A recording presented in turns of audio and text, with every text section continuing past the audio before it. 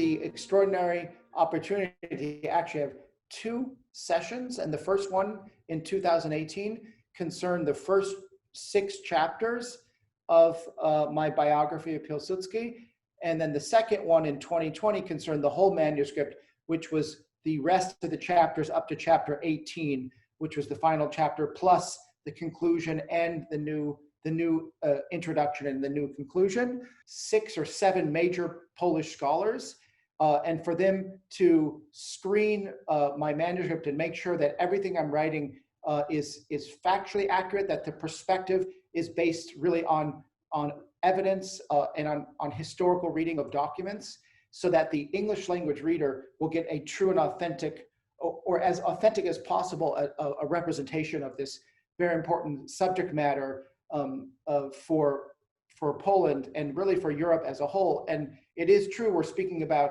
a central figure in Polish history. It's incredibly advantageous to have these 7, 8 Polish scholars look at the manuscript and give me these really important perspectives that I integrate. So it's really getting that authentic, as authentic as possible, a picture or portrait of this central figure for the non-Polish world. In the first session, there was a particular benefit that I had from a scholar from Lviv, excuse me.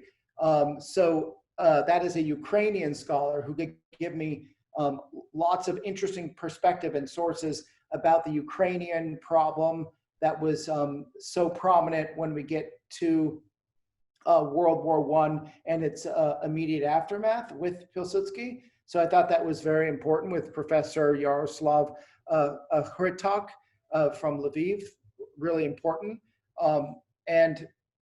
And also the other 4 scholars, 2 of whom reappeared in 2020, were also very important in giving perspectives, such as Professor Daria Nauwench, particularly in her insight into those early years of Piłsudski, her being the co-author of this important book from 1988 on Piłsudski, the legend and myth of Piłsudski. So those were really, really helpful. And in fact, the 2, her with Professor Adam Kożuchowski, then were on the committee for 2020 so that they could give me insight into the subsequent chapters, but they both actually took the liberty of going back to the first 6 chapters and also after reading the subsequent chapters, looking back and giving me even more insight.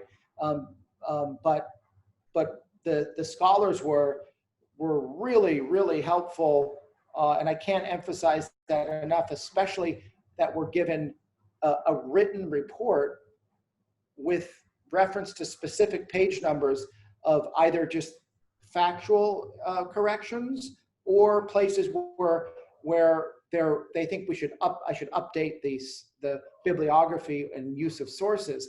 And again, some of these I would never have been made aware of because of the range of specialties that was given to the analysis of the biography.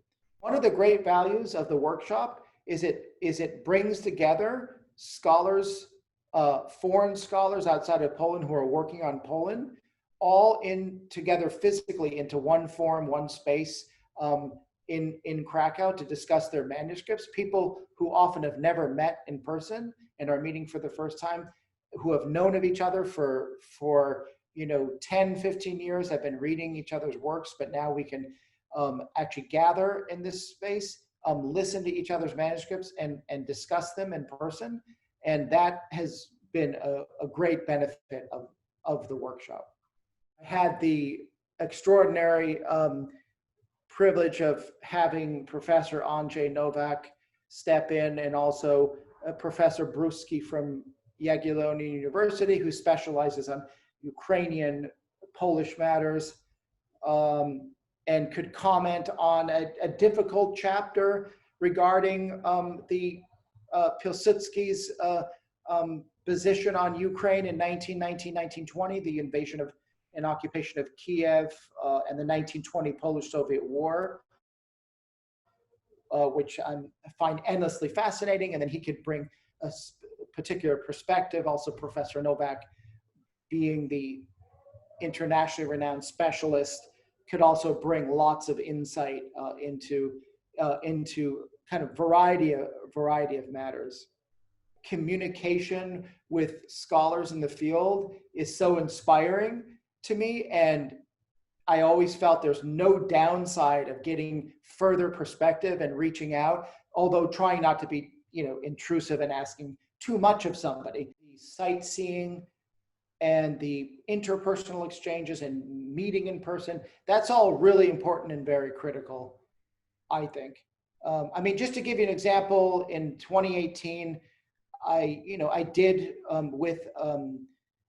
maybe let me mention this. So when you're doing it in person, you're not only there to observe, to be, part of your own seminar, but then you're there to observe the other scholars' seminars who came. And so to give you one example of something that happened that is an impossible scenario when you're doing it on Zoom, which is that when in 2018, Professor James Phelock from University of Washington, he was there, and we hadn't met in person before. So it's the first time we met in person.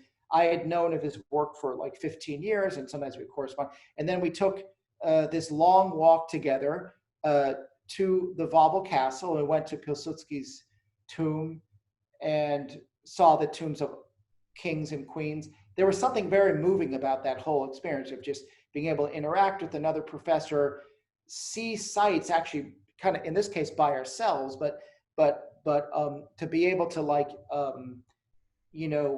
discuss these things that wouldn't happen in a virtual setting. So that was very, very beneficial. And also that was one benefit from having another scholar there, see the seminar, like I saw his seminar, and then we could chat and walk through Krakow and literally walk to Piłsudski's tomb. You're not going to get a better situation than that, I think, for an American scholar. So there's huge benefit to that, in my view.